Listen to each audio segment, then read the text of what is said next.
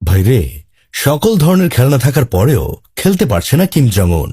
এই অসহায় মানুষটা সবার কাছে গিয়েছে তাকে একটু খেলা নিতে, কিন্তু কেউ তাকে খেলায় নেয় না। সবাই তাকে বলে, তুই মোটা, তোকে খেলায় নিলে সিঙ্গেল রান নিতে পারবি না, এজন্য তোকে খেলায় নিব না। অথচ কেউ একটাবার এটা ভাবে না, টি-20 ম্যাচে 6টা বলে 6টা সিঙ্গেল রান নেওয়ার চেয়ে 6 বলে 6টা ছক্কা মারা বেশি প্রয়োজনীয়। আমি মনে প্রাণে বিশ্বাস করি কিম জং উনের 6 বলে 6টা ছক্কা মারার ক্ষমতা আছে।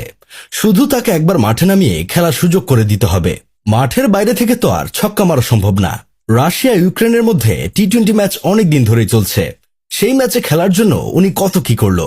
উনি বলেছিলেন, খেলার জন্য আমাকে কোনো টাকা দিতে হবে না, উল্টো আমি তোদের টাকা দিব, তারপরও আমায় একবার খেলায় নে। শুধু তাই না, উনি এটাও বলেছিল, তোদের কোনো খেলার সামগ্রী আমি ব্যবহার করব না, আমি আমার খেলনা দিয়েই খেলবো। এটা বলার পরেও তাকে কেউ খেলায় নেয়নি। অসহায়ের মতো কান্না করতে করতে কিম জং উন রাশিয়াকে বলেছিল, বন্ধু রাশিয়া, আমায় একবার শুধু খেলায় নে, তোর জন্য নিজের জীবন উৎসর্গ করে দিব। ওপেনিং এ ব্যাট করতে নেমে ইউক্রেনের বোলারদের বান্ডি ফাটিয়ে দিব, তোর আর মাঠেই নামতে হবে না, আমি ম্যাচ জিতে ফেলবো। এত ইমোশনালি বলার পরেও বন্ধু রাশিয়া কিম জং উনকে খেলায় নেয়নি। এখন আপনারাই বলেন, বন্ধু হয়ে বন্ধুকে এইভাবে ফিরিয়ে দেওয়া কি উচিত হয়েছে? যে বন্ধু বন্ধুর ইমোশন বুঝে না, সে বন্ধু থাকার থেকে না থাকাই ভালো।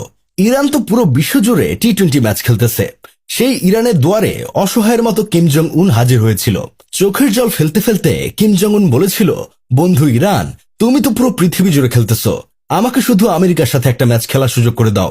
টাকা পয়সা আমার কাছে কোনো বিষয় না, যত টাকা লাগে আমি দিব, বিনিময়ে আমি শুধু ট্রাম্প মিয়ার সাথে একটা নাইট ম্যাচ খেলতে চাই। সকালের আগেই ম্যাচ শেষ হয়ে যাবে, আমি শুধু দেখতে চাই ট্রাম্প মেশিনে কত পাওয়ার।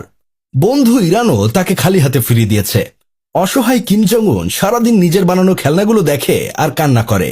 মনে মনে সে আফসোস করতে করতে বলে, এই দিন দেখার জন্য কি খেয়ে না খেয়ে এই খেলনাগুলো বানিয়েছিলাম?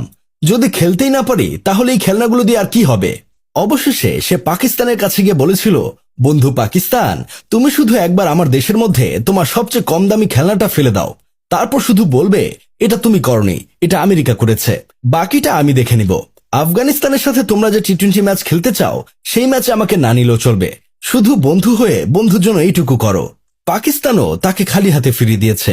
একটা মানুষ অসহায়ের মতো সবার কাছে যাচ্ছে, অথচ কেউ তাকে একবার খেলার সুযোগ করে দিচ্ছে না। এর চেয়ে কষ্টের আর কি বা হতে পারে? এইসব দেখে আমার বন্ধু কেরামত বলতেছে, মানুষ বিপদের সময় কারো থেকে সাহায্য পায় না, অথচ একটা মানুষ নিজ থেকে সবার কাছে যাচ্ছে সাহায্যের জন্য, অথচ কেউ তার সাহায্য নিতে যাচ্ছে না। আজও বুঝলাম না সবাই কেন তাকে ফিরিয়ে দেয়। যাই হোক, শেষমেশ আমি গোলাম হোসেন একটা কাজের কথা কই। নিজের বানানো খেলনাগুলো দিয়ে খেলতে না পেরে